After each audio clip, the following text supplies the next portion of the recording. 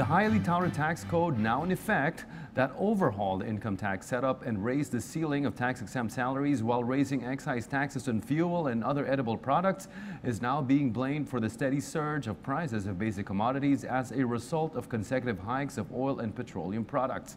Calls for the abrogation of the newly implemented tax code continue to mount even as administration allies and a number of Solons are pleading to give the tax reform code time and chance in this report from PTV's Marita Muahe.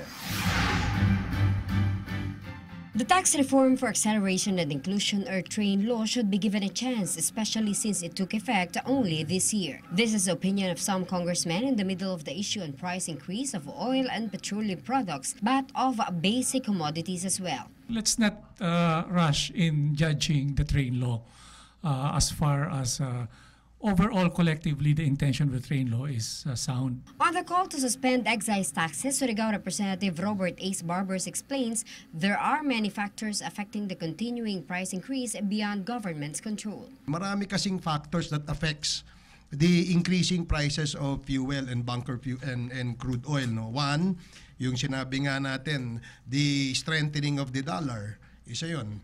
Kasi remember, we buy and pay for all these fuel imports using our dollars.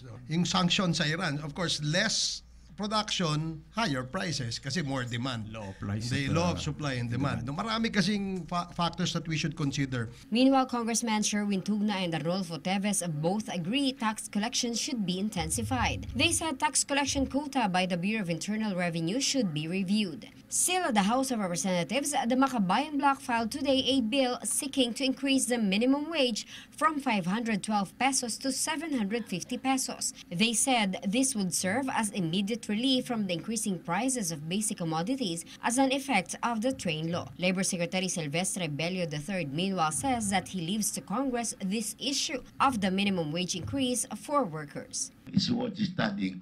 On the other hand, it is beyond our jurisdiction. If there is a fixing of a national minimum wage, it is not the Department of Labor, but Congress.